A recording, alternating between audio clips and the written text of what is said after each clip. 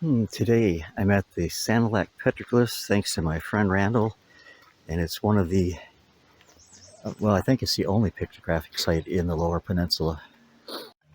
So along the trail here, Randall just spotted a really nice cupstone that has mosquito larvae in it. So they'll be out soon. Yeah, this is the enclosure where it's at. Like sometimes this doesn't pick up. And you got to be careful out here. There's many trip hazards.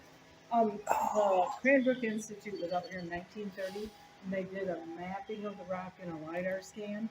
So there's about 70 carvings you can see with the eye, but there's about 100 that you can't. And we know because of that scan that they did of the rock. The first one we're going to talk about right here is Edmodokwit, and it's the archer. The Anishinaabe people believe everything we do today affects the next 7 generations. And that's why he's got the arrow on top of his head, too, is to shoot that knowledge out to the future generation. Oh, wow. And then we have the Birch Bark basket here. Many Anishinaabe still come here, as Don told you, and do ceremonies and stuff today. So they'll leave tobacco for us, or eagle feathers, pennies, just, there's a variety of things that they'll leave for us. And then we're going to go around him as the eagle. The great eagle we know flies every day from east to west, just to see if there's still one Anishinaabe practicing their teaching and culture today. And then I was going to say what else here. And it also teaches us the importance of honoring the direction from which a new day comes. And the handprints. Yeah, I'm not sure. It could have been from when there was an elder teaching and the younger people leaning back listening, because it's so soft. Oh, wow. That's why they say it's easily damaged. Do you know the significance of this, like the oval there with the little... No, they only allow us to talk about 4 of the carvings. Okay. Because some of them just can't be shared with anyone. Understand. And so they give us 4 that we can share, Okay. Unless an elder's here doing a teaching. Mm-hmm. The next one we're going to talk about right here is a spiral. And that's Bamada's a wind, or life in all of its meaning. And we'll talk about that more down the way.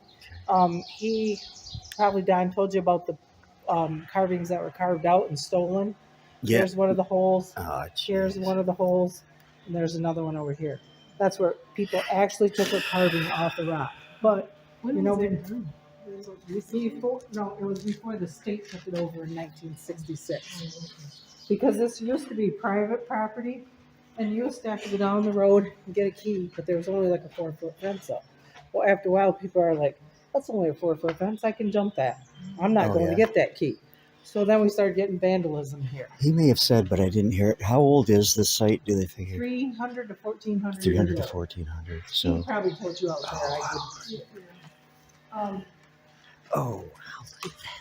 And then, since the state got it, they put up the canopy, but the only bad thing is it doesn't allow the rock to get the sunlight to kill the moss and algae on the rock. Yeah.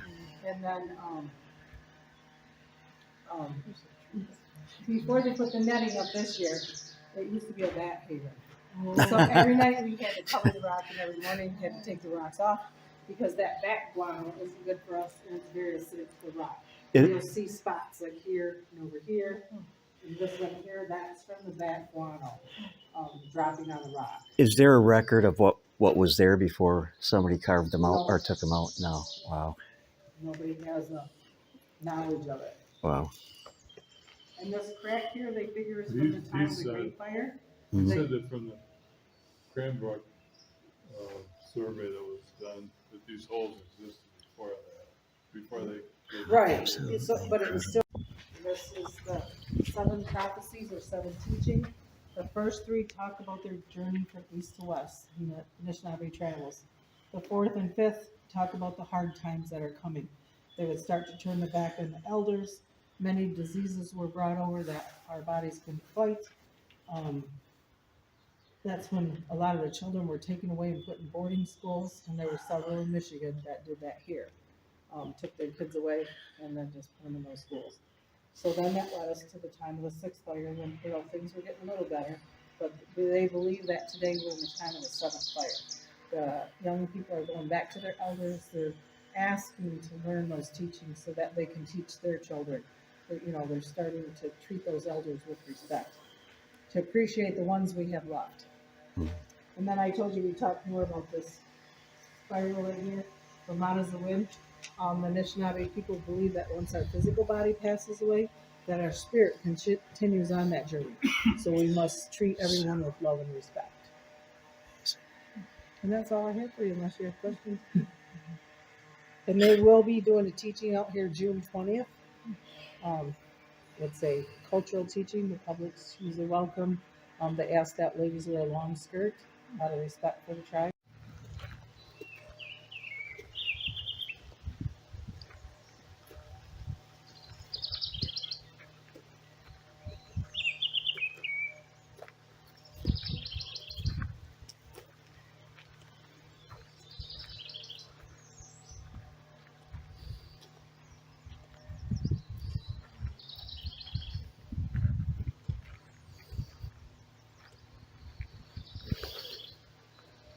So is this like the beginning of the Cass River? What?